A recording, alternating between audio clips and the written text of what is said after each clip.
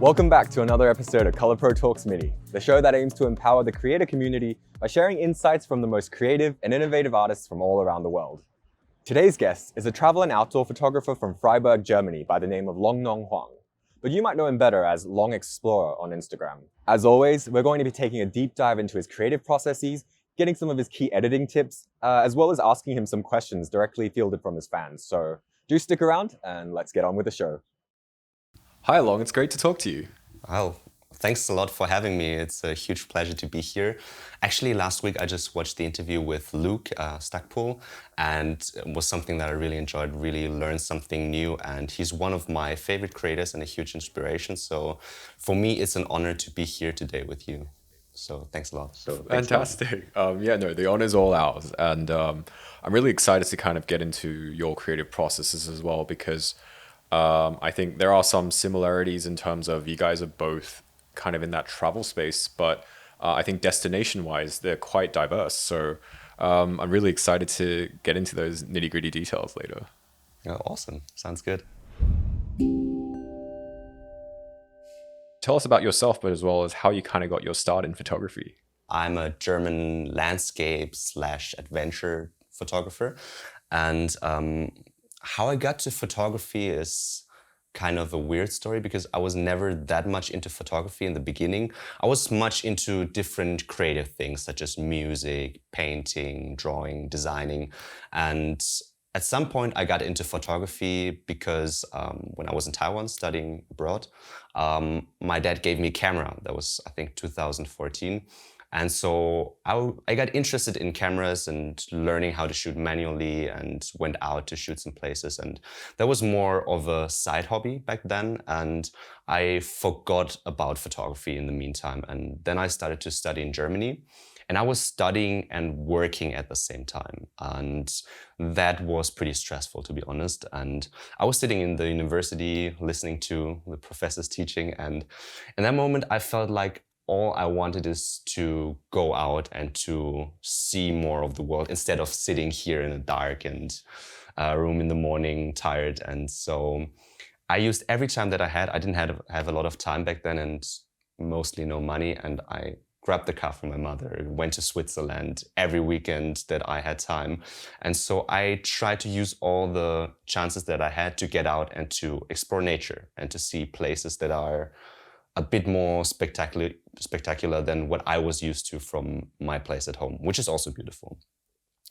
And when you were kind of having those ideas about, wanting to kind of just sitting in the classroom, imagining your kind of self out there, was photography a part of your life at that time or not yet? Not at all. So I brought my camera with me when I was traveling a bit, but it was mainly to, like everyone else, to capture what I was doing, capture the experience, kind of like a nice thing to have after that to remember the trip, but not really as like something professional. But that quickly changed because when I went out to the Alps, and I had one time the chance to visit Iceland, and I love to go to Scotland, I had my camera with me and I found pleasure in taking photos of those places. And it started from going out and taking some photos while I was traveling to the opposite, like taking photos and then wanting to go out to take some more photos. And so those two hobbies, they had an influence on each other, and it started to be my thing. Like I was known all of a sudden as the guy who likes to take photos. And at some point I was like, yeah, I love photography and that is really fun. I started to learn a lot, and I loved my job back then. I was working as an event manager, and that was a very creative job, which I enjoyed. But I came to the point where I thought about like having my own projects, my own clients, and do what I love to do the most. In that time, it was photography, would be even a step forward in my career. So I decided to quit this job. This was a purely emotional decision and not something that I thought out very well. I didn't have any money in the background or any plan or anything. It was just, okay, let me quit my job and it will work out somehow. And actually it kind of did. It was difficult in the beginning because I quit my job at the end of 2019, but in the end, it all worked out, and I'm still here. Then at that point, where was your photography at, I guess? Was that kind of like okay, this is the direction I want to go yet? Or you kind of just, it was kind of like, okay, you're sick of the old life, and then what am I going to do now?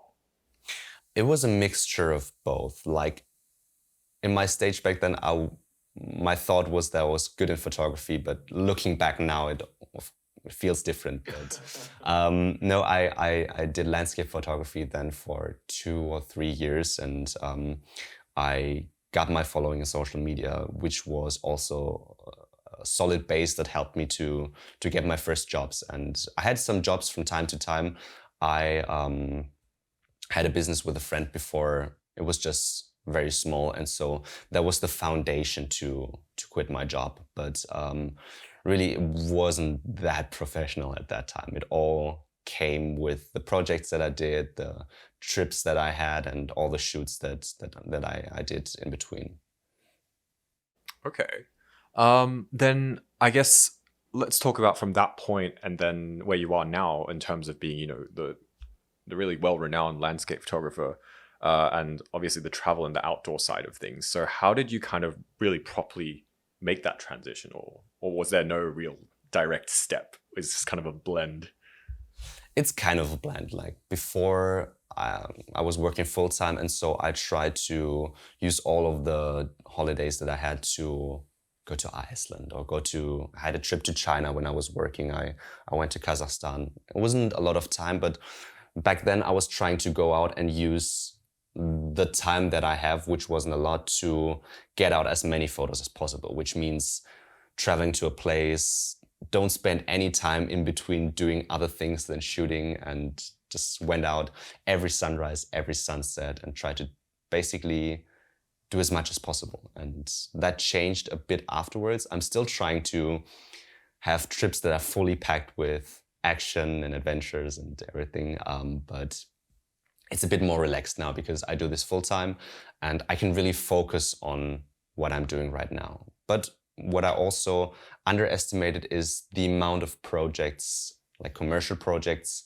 like actually work that for clients, that is a bit different than just the traveling and taking photos that you enjoy to do as a creator. And it's both fun, but you underestimate that you still have a lot of reliabilities that you need to fulfill. You brought up a good point about like whether it's for yourself versus for clients, as well as some of the destinations that you've been to. And that kind of brings me to my next question, which is, so then how do you normally choose your next destinations?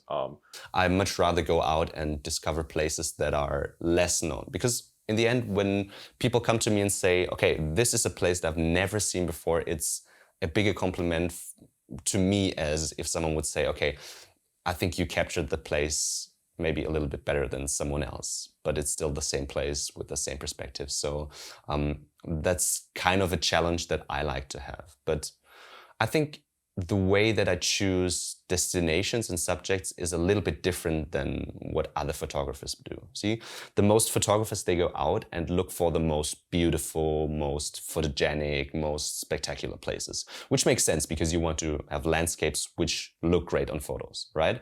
And of course, that has an influence on me. I try to find the most beautiful destinations. But what's even more important to me is to find a place that evokes a certain feeling or that has a very specific mood and atmosphere. And it's something that I do when I plan a trip. I get inspired by different movies, for example. I'm a huge fan of, I don't know if you know Spirited Away. I guess you do. Yeah. For me, that was one of my childhood movies. Like, I didn't understand the movie when I saw it when I was younger, but it was something, I felt it. Like, it has this dreamy, mysterious world with old villages, mostly night scenes and very bright lights, traditional wooden houses and all of those things. The movie has kind of a very special feeling that not only I understand, but other people who've watched this movie. Like, I spoke to a lot of people who were inspired by this movie. And that's my approach to photography. I try to observe movies, other pop cultural things, and see what resonates well with the people, what creates a certain emotion and feeling that I can connect to as a photographer. And so on my recent trips this year, I've been to Taiwan in February and to mainland China in, I think it was August and September.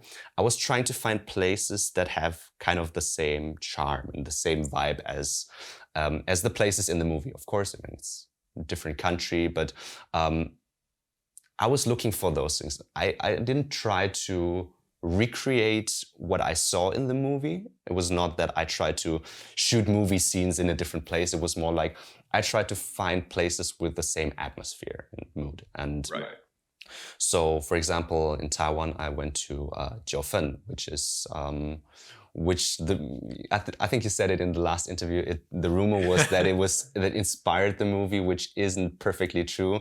But when you go there, you get why people think that, because it looks kind of similar. And there were some places in China which had kind of the same effect on me.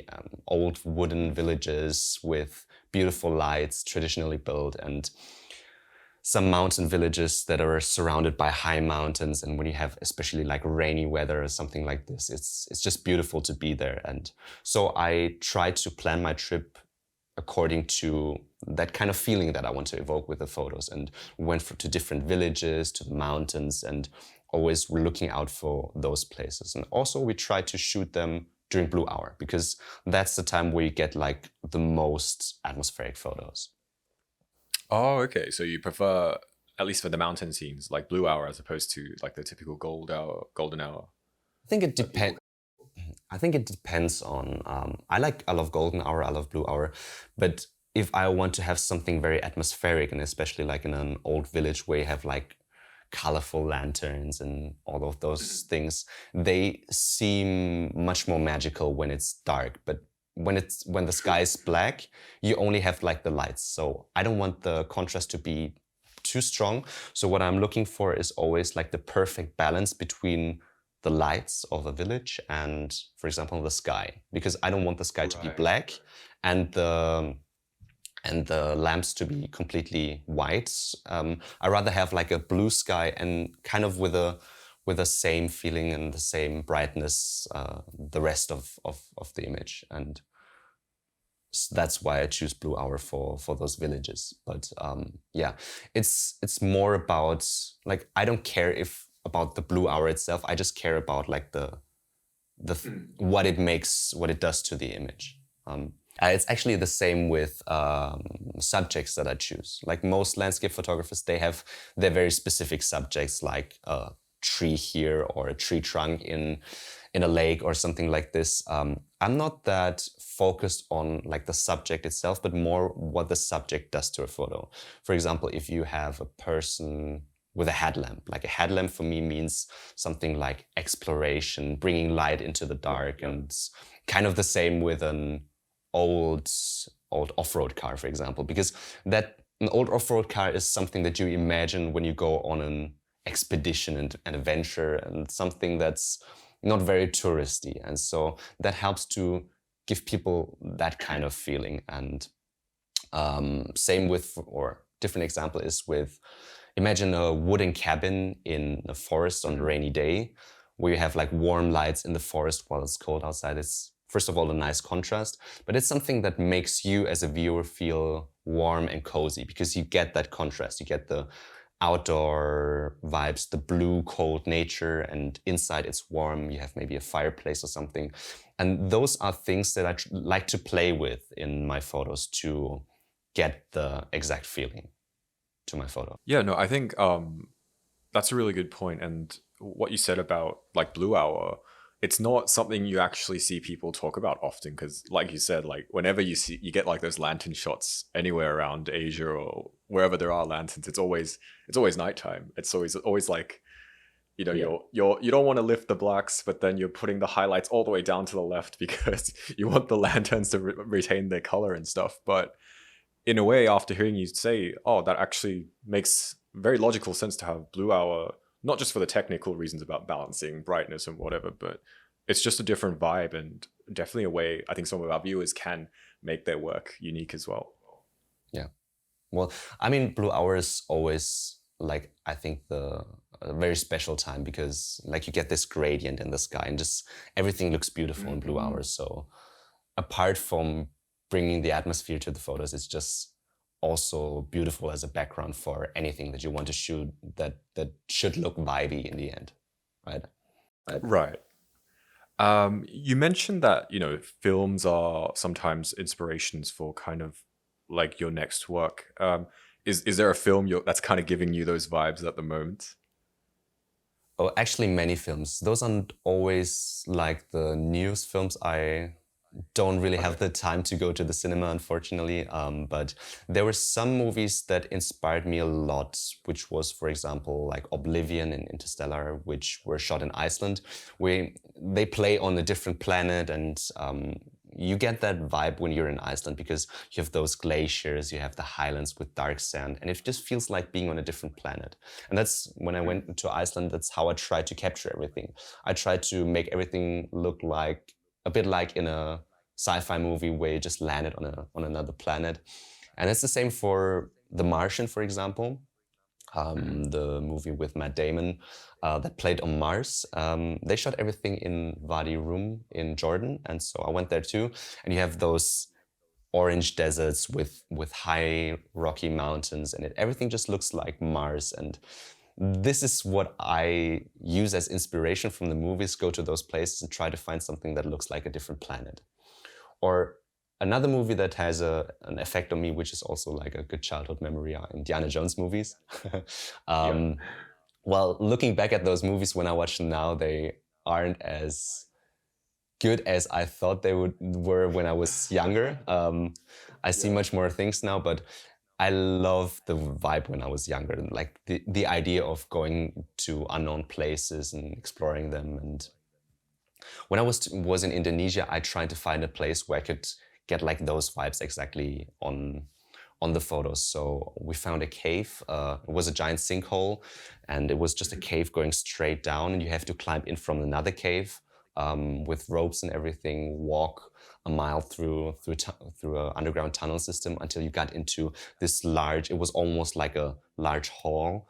And then at 12 during noon, the light was shining in, creating like beautiful light rays. And that was something where I really got those Indiana Jones vibes in the photos. And that was really awesome. And actually one of my favorite photos that came out there. Oh, sounds amazing. You got that very vertical noon lights coming in. I can definitely see what you mean by like that exploration Indiana Jones motif. And I guess on that point about like, I guess making these landscapes unique and stand out, I think a big thing that people struggle with landscapes is aside from, the technical aspects and like getting up during those sunrise, sunset times, is to make a landscape photo, especially wide photos, interesting. It's such a difficult thing because what can you really do? And like you mentioned and hinted at earlier, like you might have a subject in the photo, or maybe there's something you do differently in the edit. But what are your kind of favorite editing techniques, or I guess shooting tips that you kind of employ to make a landscape photo interesting? First of all, sometimes you have photos where you have to find something, some point where your eyes can look at and which captures your attention. Sometimes in a photo there isn't something like this. And I always find it important that if someone looks at a photo, it's kind of clean, minimalistic, and your eyes know exactly where they should go.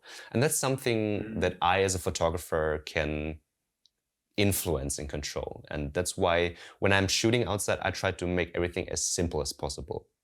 For example, by having very reduced minimalistic colors. That's something that's not only not only happens in the editing part, but a lot when I shoot outside. For example, there's this image from Indonesia, from East Java, where we had like a car in front of a green background. And there's really not much going on except for the car and the green background, which is a huge, large mountain in the background.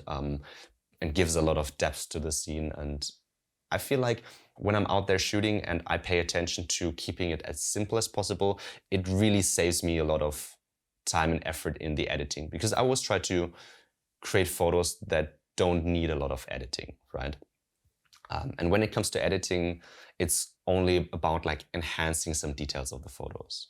Generally, I would say in editing, it's about two important things. The first thing is to give the photo a color style, to give it something that looks recognizable, at the same time bringing out the best results out of the raw file that you can get. Because, I mean, it's always the thing with color styles. If you have a very strong and very characteristic color style, it's sometimes hard to apply that to different kinds of photos, right? Because sometimes you have an edit that works exceptionally well on this photo, but then I have a photo from a desert, I have a photo from, I don't know, a waterfall in East Java, a photo from a village in China, and it's hard to bring them together with the same edit, so I use two different versions. But I always find it important to have a color style that works on multiple images, but at the same time is recognizable. That's like the first important part of editing for me. And the second part is to really enhance the details. And what I love to do in photos, where I spend most time, is to bring out the main subjects. For example, we have this photo right here where we have like a farmer with his cow and in the forest. And what I try to do in this photo is to reduce the amount of details in the forest and everything around it, and especially like the bottom part, and try to set the focus to the person. And I do this by enhancing the contrast and the brightness and the saturation on the subject, also sharpen it a little bit, and do exactly the opposite thing on the background. I try to get rid of all the details in the background and try to make it as smooth and as have it less contrasty in the background. And that really helps to make the subject stand out and for the viewer to look at the photo and immediately recognize the subject, look at it and understand the photo. Speaking of subjects then, because I think a lot of people at first glance, they think landscape photos, the subject is everything, it's the landscape. But I think, as you mentioned in your photos, it's definitely quite clear to my eyes, even at a subconscious level, that, oh, that's the subject, that's what I'm meant to be looking at. Do you have any kind of rules of thumb on how to identify what should be the subject in a scene, especially in a landscape where you might not necessarily have a human being as a subject? It depends on the situation. Like, that's always the thing that's important as a photographer, much more than knowing about all the techniques and all the technical stuff, is to just have an eye for subjects. For example, if you go out, it could be in the forest, it could be like a special tree, what I like to do. For example, now autumn is just over and I went to Switzerland, Italy, and Austria. What you have there in the forest is you have a very dark green forest with green trees, and sometimes you have like a large tree which is very colorful in the autumn, and so it has a nice color contrast, is yellow. And it's hard to generally say go out and shoot something like this, because you're going out and you're discovering a place and then all of a sudden you see something like this. And that's where you have to train the eye to observe photos of others to see what works as a subject and what doesn't work. I think my general rule is to always have something that's recognizable as a main focus point for the eyes. But apart from that, it could be anything. But if it's something that has like a special connection for the viewers, it's something that's even better. But yeah, it all depends on in which scene you're walking around and what you find there. Okay. And kind of on these landscape expeditions, what does your kind of typical gear loadout look like? Actually, when it comes to gear, I try to keep it as simple as possible, because I'm traveling with a small camera backpack, and I have my cameras with me, lenses and a drone, and sometimes a tripod. Like, I try to avoid bringing the tripod, but that's basically it. Oh, really? Yeah, I have a photo camera, Sony a7 III that I use for all my photos, and I have a film camera which is the a7S III. And that's my main camera setup. And I have a couple of lenses from Tamron. I'm working with them a lot, and that's basically it in my bag. I don't like to have too much equipment. I feel like it gets kind of overwhelming when you have too many different things and you're not familiar with them. I always try to only have those things that I'm familiar with and then get the best results out of them, like know everything about my camera, my lenses, my gear. So I'm not in a situation where I have a perfect sunrise, sunset somewhere in nature, and then all of a sudden I have to think, okay, how do I find the setting to do this and this and this and this? I want to be like perfectly familiar with everything, and that is almost like a part of my body, if that doesn't sound weird. But I want to be, I don't want to think about my gear when I'm traveling. And I've asked some of our guests this, but are you a tele landscape shooter, or are you a wide landscape shooter, or maybe both? That's a good question. I'm both, actually. I like wide angles that are very wide, something like 12 millimeters, especially like in places in Iceland. Sometimes you get to a situation where you're in a cave and you have a waterfall, and the wider you can capture the scene, the easier it will be to edit in the end, and it looks so much better. For example, in that cave in Indonesia, that was shot at 17 millimeters, and I made a panorama. But for a scene like this, I love to use my 12 millimeter because I can get so much on there. And there's this other photo from Iceland where we're behind the waterfall, and you can really see what like a very wide lens does to a photo in this situation. But at the same time, I really enjoy shooting photos more tele, with a tele lens. For example, my favorite lens actually is the Tamron 35 to 150, which is not doesn't start very wide, but like that range between like 85 and 150 really looks great. And I remember when you talked with Luke about his shots from Namibia, and I think it was kind of a similar question he said about like using 500 millimeters to capture some desert scenes. And that's something that I fully understand and I love to do too, is to have a subject that's quite far away, but especially if something's far away and you use a telelens, the background is going to look massive. And talking about situations like this, the photo with the car in East Java with the background looks so huge because I shot it with, I think, 85 millimeters. Most people use a wide angle there, and here are two photos that you can see as an example. That's like ultra wide. That's something in between, and there you have like the tele effect. And with every photo, I went a bit further back, and it makes just such a huge difference. And it's hard for me to choose one thing because I like to experiment. I like to go into the extremes. But usually, what I do when I'm traveling is I try to do something very wide, something with a tele, and something in between, and then just compare the results and see which ones I like the most in the end. Always depends on the location. Okay, and do you kind of know what you want beforehand, or you'll just take both and then see it on the spot?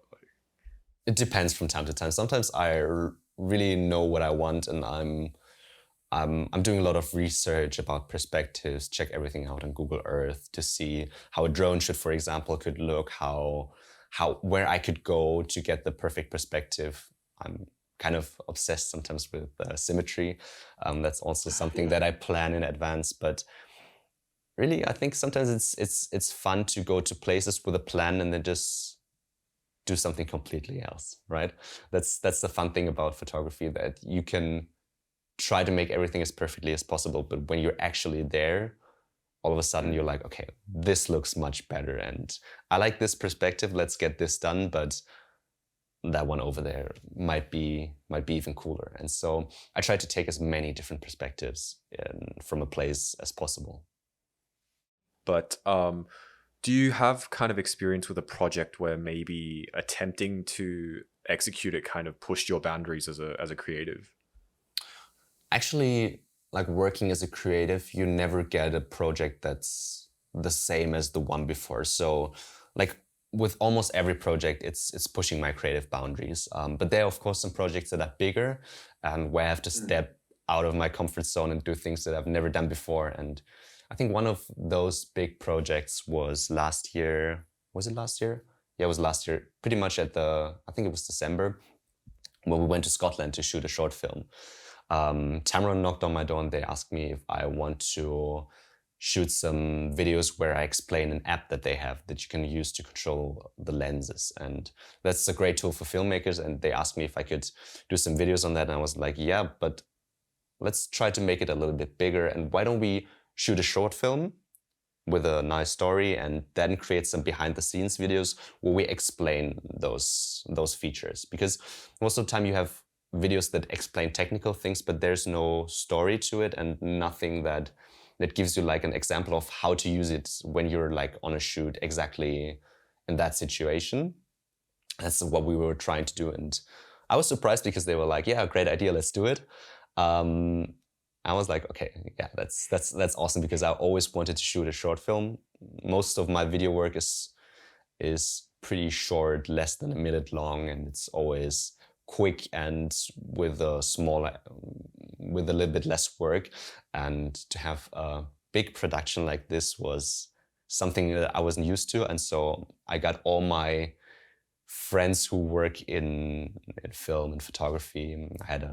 We had an actress, we had a second filmer, which is my roommate. My other roommate, who is the lighting guy, he turned all the places that we went to into a beautiful scene that's beautifully lit. And so we had a great team, and they all really helped me out. But in the end, like, it was my project and I had to deliver the ideas, I had to organize everything, find locations in a different country, care about things like, I mean, it's not the EU anymore and you can just go there with a lot of gear and all of those things. And as a creative person, I have a lot of ideas, and ideas always sound great when they're in your head, right?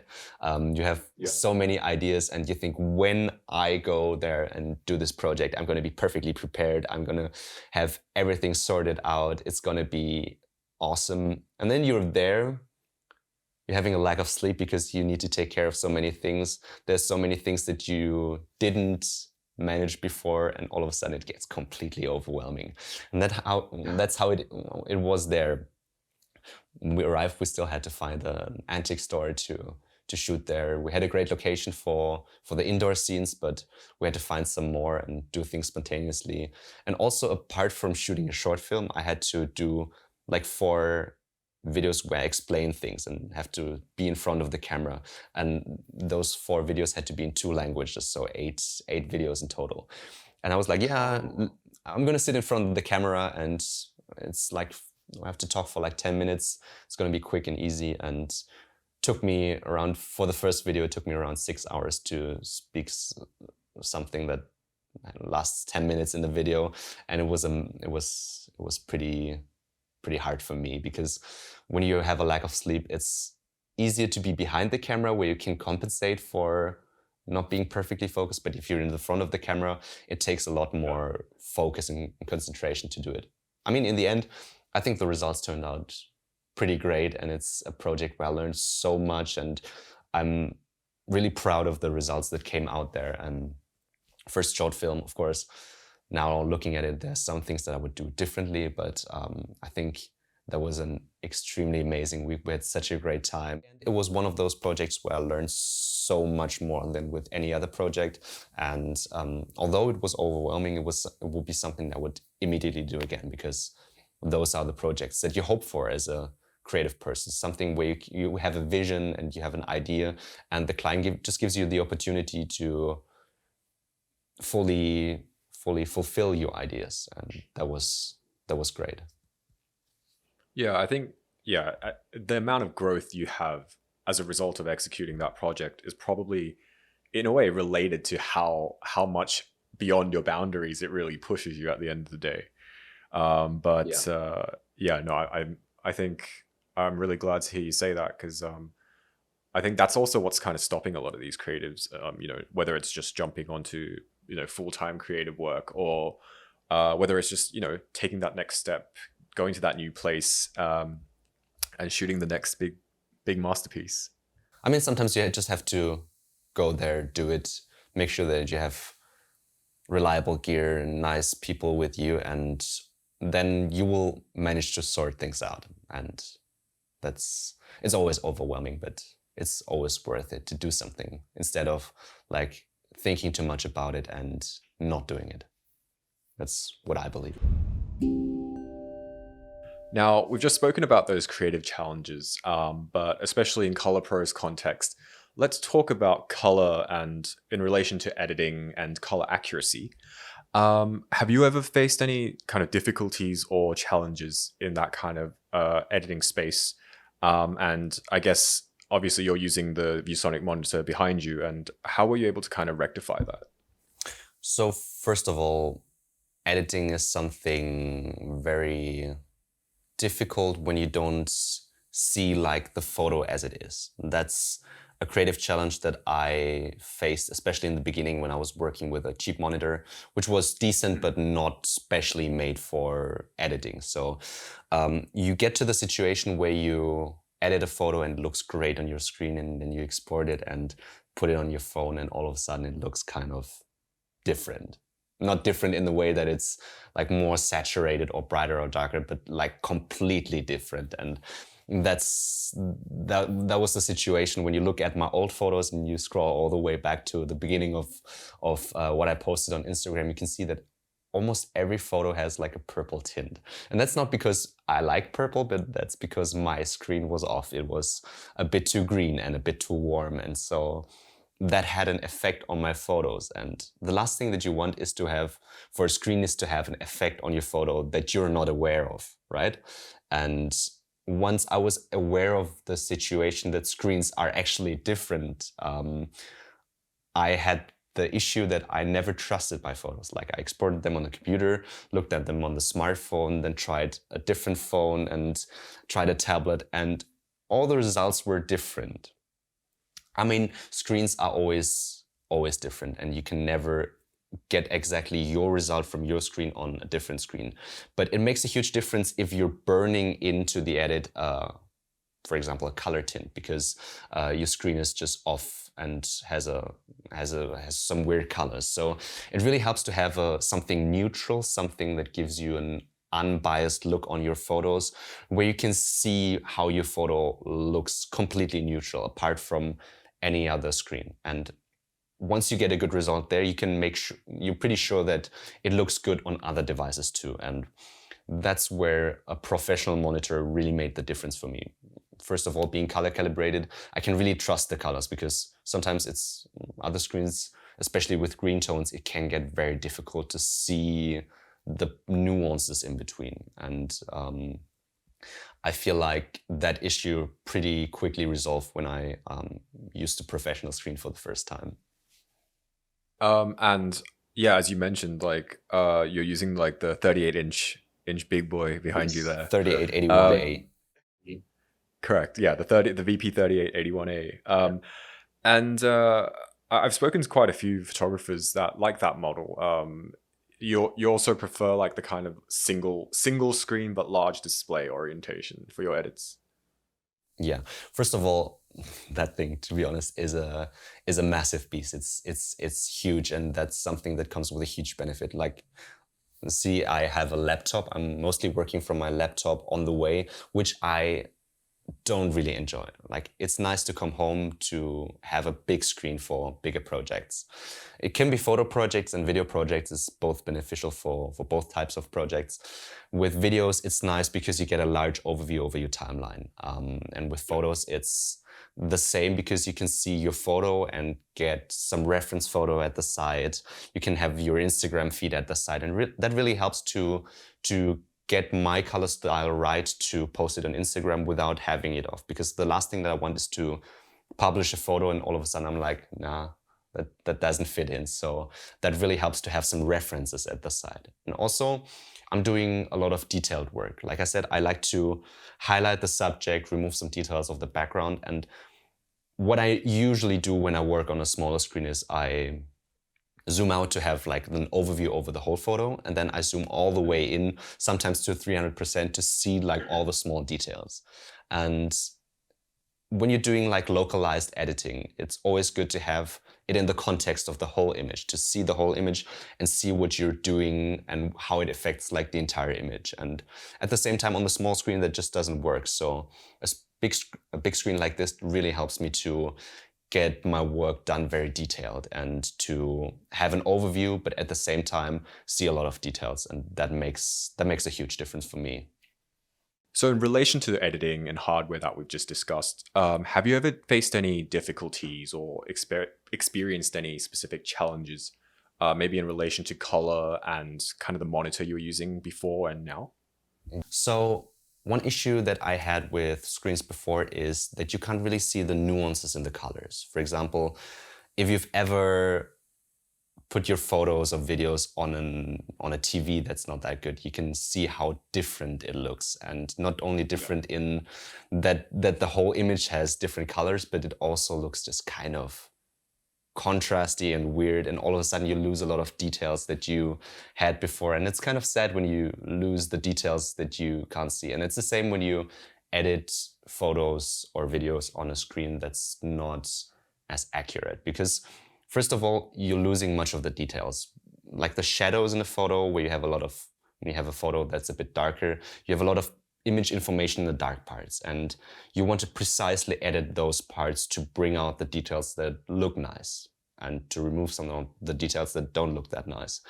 And what happens is, when you don't have a very accurate screen, is you don't see those details because it's all just dark and black, and you don't see the image information that's in there. And with the VP3881a that I have, it's a huge difference, especially when editing green tones. I think for most photographers, landscape photographers, green tones are very, very difficult because you have so many different green tones. It could be like a colder green that's almost cyan or teal, and you have warmer greens which almost go into yellows with grass and trees and everything. And it's kind of hard to edit those green tones, first of all, to fit your image style, but at the same time to bring them under control. Because, for example, in some images you have very cold greens, and sometimes you have a river at the side or water, which is also like blue-green, and you want to separately edit the greens from the trees or the plants and the water. And that's where it really helps if you can see those nuances. The screen that I have that covers 100% sRGB, and that really helps to see all the differences in the colors. And in the end, the result will be different and much more nuanced than with another screen.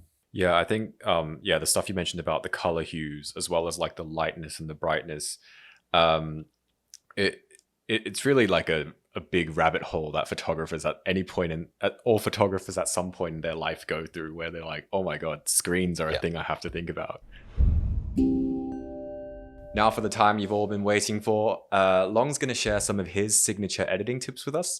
So stay tuned, sit back, relax, and try to absorb all those key details and see maybe not just what he does, but why he does them, so that you can kind of choose the appropriate times to implement it in perhaps your own photography. So yeah, Long, take it away. Awesome. Now let's go into Lightroom Classic and see what we can do to a couple of images that I prepared for you. Lightroom Classic, I've prepared some photos, so let's take a look at those photos and see how we can edit them. This is the first one, and it's a photo that I took on my recent trip to China. Before we start with the actual editing, I want to give the photo a crop first and then correct the white balance and the exposure. So starting off with the crop, I click on the symbol, choose the 4:5 ratio, which is the normal vertical ratio on Instagram. I think like this is fine, and click enter. Now, as you can see, this photo is a little bit dark, and also the white balance or the tint is a little bit off. So what we're going to do first is to go to the exposure slider and bring this up a bit until it looks balanced. I think that's about all right. Now, as you can see here, that's a little bit too purplish, especially here in the hazy parts. So what I'm going to do is I'm going to take the tint slider and move it more towards green. Just like this. All right. Now let's start off by giving this photo a basic contrast and color edit. For this, I'm going to start off with the tone curves. So I'm going to put 3 dots on the tone curve. Going to go up with the first one and gonna go down with the lower one. That gives it a nice contrast. As you can see, the contrast is quite strong, so to balance that out, I'm gonna go up with the shadows here, also with the blacks. That really makes the photo a lot brighter. And maybe go down a bit with the highlights and down a bit with the whites. Going down with the whites makes the photo a little bit softer, which is something that we want. Now, one effect that I like to have in my photos is to make them look nice and soft. So for this, I'm gonna go down with the clarity. See, if you go up with the clarity, your photo becomes much more detailed, and that gets overwhelming for the eye. So what I like to do is to go down with the clarity a little bit and also do the same with the dehaze slider. Now, if you do that, as you can see, the photo becomes much softer, but at the same time gets less contrast, and it also gets brighter. So to correct this, we're going to go down with the exposure again, go down with the blacks a little bit, maybe up with the whites, and adapt the S-curve a little bit. Just like this. Right. I think that's fine. Now let's move on to the colors. For this, we're going to go to the HSL sliders here. And what I'm going to do first is I'm going to warm up those green tones. As you can see, those greens are a little bit colder, those are warmer, and I want them to be equally the same. So let's take the green tones, make them a little bit warmer, and the yellow tones a bit more towards green, like this. Also I'm going to go to the saturation and desaturate the colder greens, the aqua tones, and the blues. Just like this. So we get a nice dark and desaturated image. Now, as you can see, that looks less saturated than it was before, but it's still pretty vibrant and punchy. But the farmer and the cow, they aren't. So what I'm going to do is I'm going to go up with the orange saturation and the yellow one, just a little bit. Right. Moving on to the color grading tab. There's not much that I want to do here, just a little bit of orange in the highlights, just a tiny bit maybe. Let's go to somewhere around, I think 6 is fine, and a little bit of blues in the shadows. Can go a bit stronger on this one. I think 22 is fine. That was without the color grading, and that's with the color grading. Makes a bit of a difference, but not too strong. Now let's get into the detailed part about localized editing. For this, first what I want to do is I find this area down here a little bit distracting. So I want to get rid of the details here and make it a bit darker. For this, I'm going to click here on the masking tool and select a linear gradient, this one. I'm going to pull it up from the bottom here to select mainly the grass. It doesn't have to be precise. We don't need to cut out the edges or anything. It's just to tackle the bottom area here. Now what I'm going to do is I'm going to go down with the exposure. See, that makes that part a lot darker. And I'm also going to go down with the whites and a little bit with the blacks. Just like this. Now click on enter. Let's see a quick before and after. That was without the linear gradients. So before, the attention was much on the area down here, and after we darkened that part, the attention is much less on this part here, but more on the middle of the image. Now to enhance that even more, I'm going to go and select the farmer and his cow. For this, I'm going to click here and select subject. And we're going to add some saturation, so that our main subject is a bit more saturated. And to make it really stand out, I'm going to go up with the whites a little bit and down with the blacks. That helps us to get a nice contrast on the subject. Also, what I'm going to do is I'm going to use the curves here and make another S-curve. Not that strong as we did on the entire image, but just a little bit.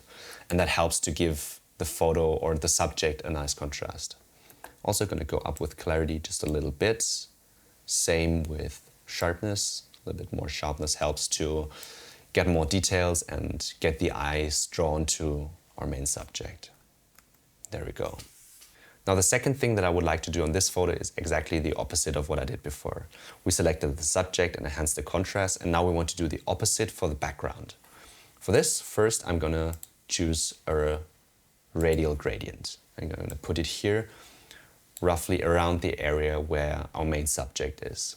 And then I'm gonna click on the minus icon here to unselect our subject. So click select subject, and now we have everything selected except for our subject. Now, to remove some of the details and the contrast, I'm going down with the whites, also going up with the exposure a little bit because our subject is dark and so the background should be a little bit brighter. Going up with the blacks a little bit. I'm gonna use the dehaze slider, also go down just a little bit and take the curves and go down with it as well, just like this. Now what we're doing with this is we are really enhancing the fog in the background and really separating the subject even more from the background. Now click enter and let's see a quick comparison of how it was without the localized editing and then with the localized editing. So let's turn this off. So as you can see, it looks a lot more messy before. We have a lot more details down here. Everything is not very balanced, and once we put on the filters, everything looks a lot cleaner, softer, and the focus is now much more on our main subject, which is exactly what we want. Now, one thing that I'm noticing here is that the farmer has a bit more contrast than the cow, which is not a problem. We can always select the cow separately. For this, click on Objects, just roughly go over the cow, and it should be automatically selected. In this case, I would just take the exposure, go down a bit, go up with the saturation, down with the blacks, up with the whites for more contrast. Maybe go up with the curves a little bit. Yeah, that makes a bit of a difference. Now it looks more balanced to me. Now here we have the next photo that I would like to edit, and it's a photo from East Java, from Mount Bromo, and we have this lovely old Land Cruiser in front of this background. And as you can see, it was quite cloudy and there's not much of contrast. It looks a bit flat, and let's see what we could do with this photo to really make it come to life. So again, first let's correct it and give it a crop. Again, 4:5 ratio. I want to cut off the sky completely, just like this. Click enter. Now let's brighten it up because it's a little bit dark, and also let's go a bit more to the green side. I think that looks about balanced to me. Now, what I would like to do with this photo first is, again, to give it a color style and some more contrast. For this, same again, let's use the dehaze slider, go down a bit, the clarity, go down a bit to make it softer, and then to use the tone curve to give it a nice contrast. So, first of all, again, 3 dots on the tone curve. Let's make an S shape again, and I'm especially interested to darken like the shadows and the midtones a lot. So now it looks roughly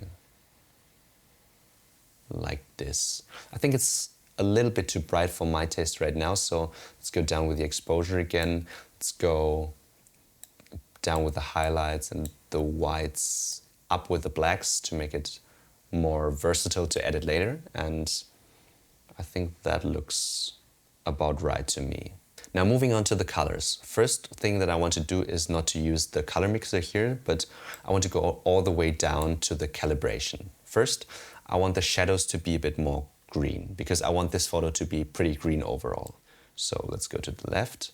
As you can see, if we overdo it, the photo gets pretty green, and that's way too much. So we want to keep it a little bit more subtle. I think -7 something, that's about all right.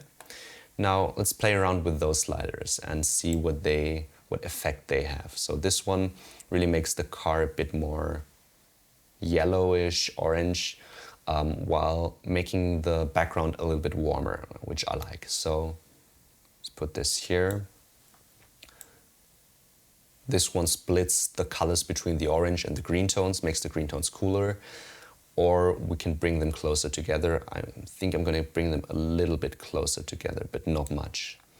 And for this one, this makes it a lot more orange, gives it a typical teal and orange look, which I don't really want. So I'm just going to leave it at 0. All right, so let's compare. That was before and after. As you can see, the photo is now a lot more vibrant, a lot greener, but it still lacks a bit of contrast, which is fine because now we come to the localized editing, and that's where most of the magic happens. So what I'm going to do now is, first of all, I'm going to get rid of that messy foreground. As you can see there, there's sand. It has kind of a weird color. It's a bit pale, but yeah, it's not really standing out. As I remember this place when I was there, it was pretty dark sand, but it doesn't seem to look very dark in this photo.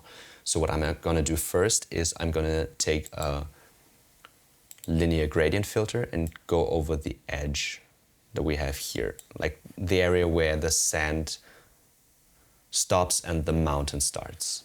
Now, let's go down with the exposure a little bit, also correct the colors a bit, make it a little bit cooler, a bit more purplish, and that already helps to give this photo a different kind of balance. Now the second thing that I would like to do is to take another linear gradient and go up from the bottom, so we get a nice gradient between here and here, and go down with the exposure quite a bit, and also down with the blacks a little bit.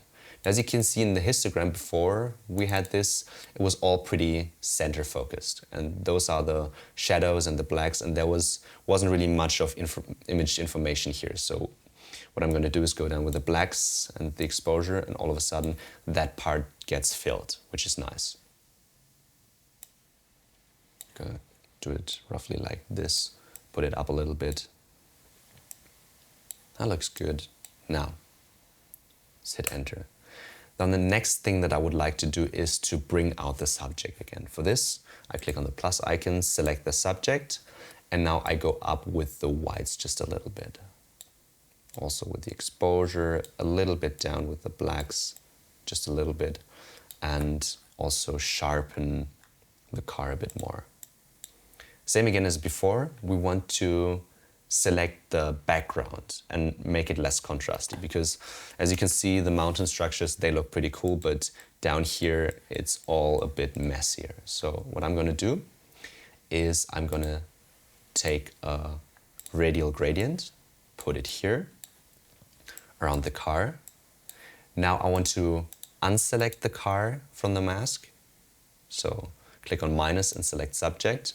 Now we have everything selected that's behind the car. What I'm going to do now is to go down with the exposure, just a little bit. Also down with the whites, like this. And this really helps to separate the car from the background even more. I mean, we have a nice color contrast between the green from the background and the car, but this helps even more to, to separate both of these layers.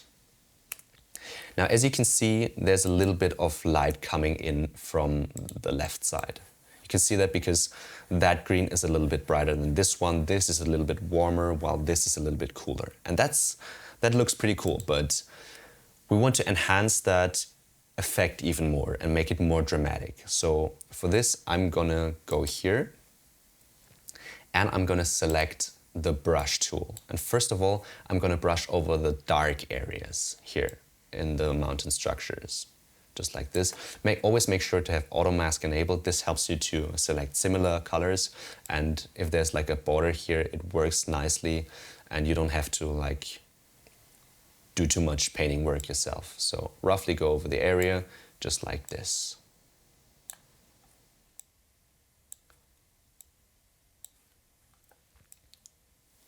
It takes a bit of time to do, but that's also what makes the photo stand out in the end. Again here, go over the dark parts.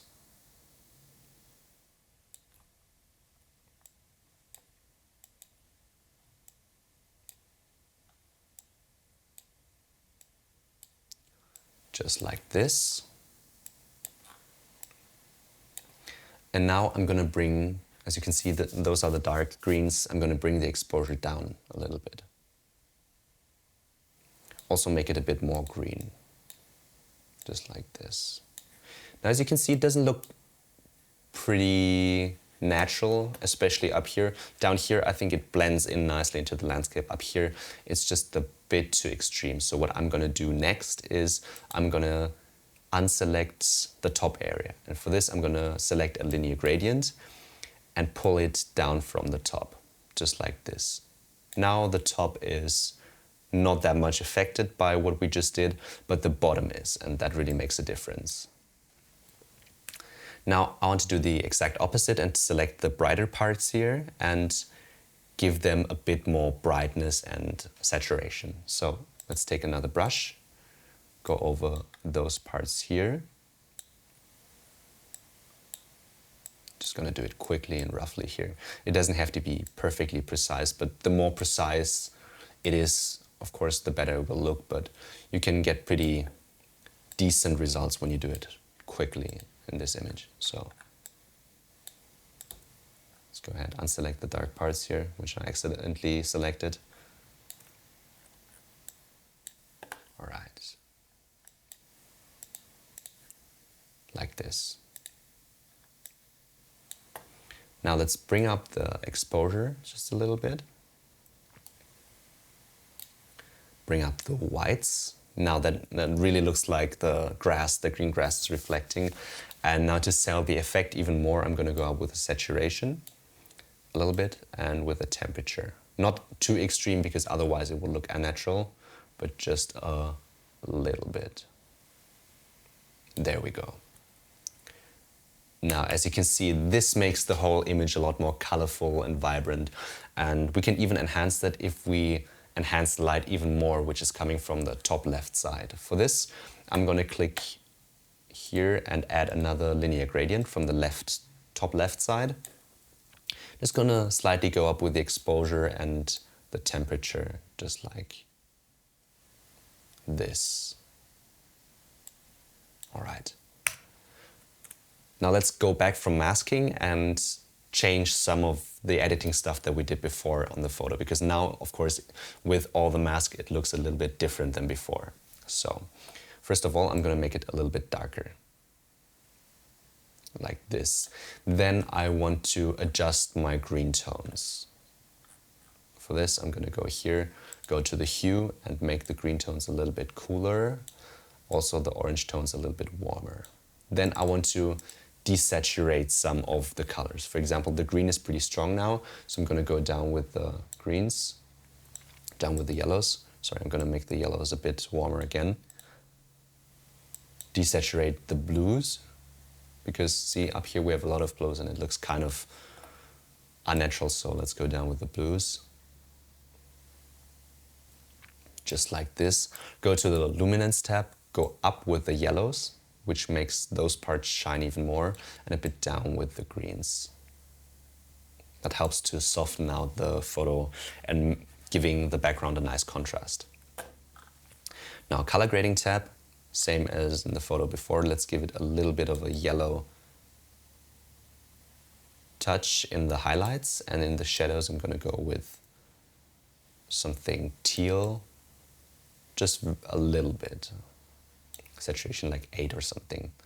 Right, and there we go. There we have our image. This is a before and after. That was before we edited the photo, and that was after.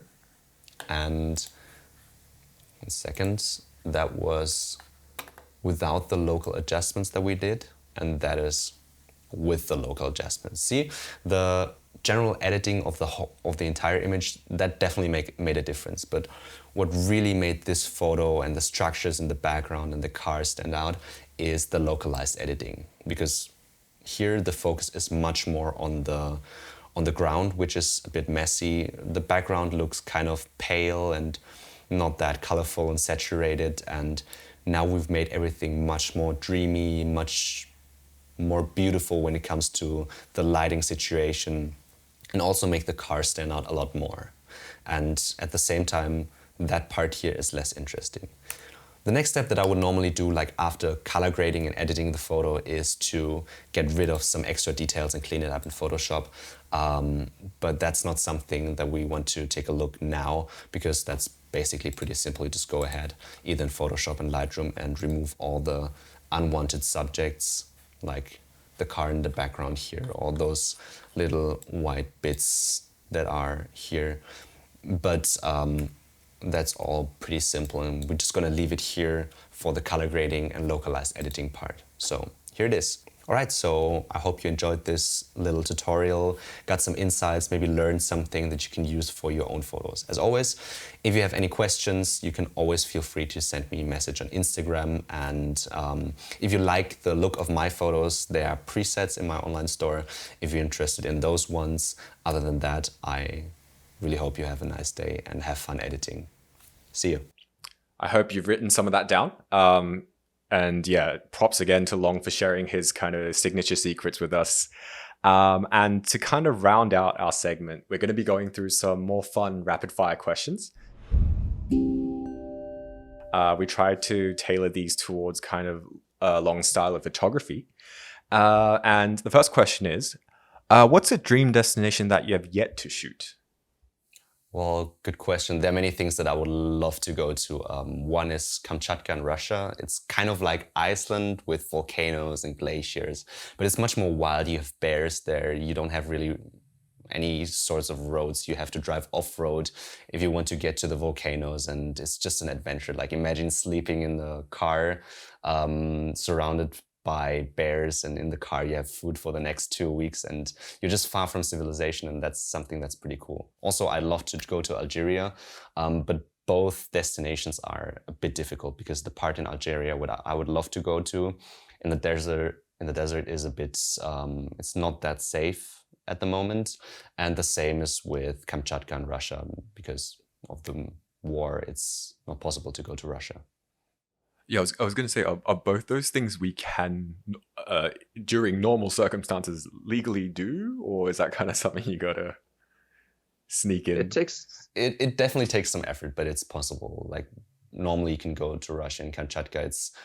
It's difficult because no one is speaking English, and you need to get a car and some kind of expert that help you out in nature. But with Algeria, it's the same. It's just a bit more difficult because you're close to the border to different countries, and you need someone there who can protect you in case something happens. So you can organize that, but it's an adventure. Right. I love this question. Do you have any travel-related superstitions or rituals that you kind of have to align yourself with before you set off on each journey, or maybe during the journey?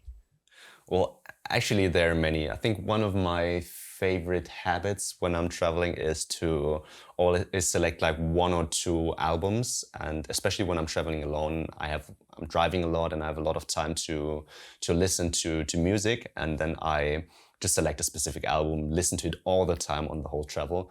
And when I get back, I mostly stop listening to that music. And when I get back to listening to a specific song or the album, I get the feeling that I had when I was on the trip. And so it helps me to remember the trip and remember the feeling that I had on the trip. So that's something that I love to do. For my recent trips, Namibia, for example, was the first Bon Iver album. And now when I listen to the songs, I really feel like I'm back in Namibia, sitting in an off-road car driving south to the desert. Oh, I know exactly what you mean. I have a playlist on Spotify called Taiwan 2016, where it just takes me back to studying Mandarin with all the other foreigners in Taiwan back then. Yeah. But yeah, and the last one we have is, so if you were to create a travel film, or I guess photography, whichever you prefer, but entirely in a fictional world, what kind of world, or I guess if it's like a famous thing, which kind of world or story would you want to shoot it in? That's a good question. I would probably shoot definitely something in the sci-fi genre, but something that looks and feels realistic, and probably go to Iceland or Jordan or some kind of African country with a beautiful desert where it looks like it could be on a different planet. And I think my story would be something like a crew on board on a space shuttle. They have to make an emergency landing on a foreign planet, and then they have to get out and try to survive and find some things on that planet, and then they go through different adventures and mysteries. And I think I would do something like this. Also, I love to at home, like I have a workshop up there, which my roommate built, and I love to build like little models of things to use them for filming. And I would love to build a spaceship and film it here. That would be pretty cool, right? Yeah, hearing your description, and you mentioned Interstellar earlier, which it's a fantastic film, and Yeah, exactly what you mentioned about like a crew being stranded. I hope that one day there is a chance for you to shoot something like that, maybe in the real world, but something similar, like you said. That would be so awesome. I would immediately say yes. Well, with that, our time together comes to an end. But before we say goodbye, Long, many thanks from the ColorPro team to you. And do you have anything before you leave? Anything you want to plug, your Instagram, as well as any future projects you're working on, if you're allowed to talk about them, that is? Yeah, sure. First of all, thanks so much for having me. It was a pleasure to talk to you. Very interesting, good questions, and it was great fun. About my upcoming projects, actually, I've got a lot of travels that are planned for next year, and most things aren't even decided yet. I'm going to Portugal on my next trip, which starts next week. But apart from that, maybe Madeira, maybe Iceland or Faroe Islands in February to get some winter photos. But I don't know much about my future plans yet.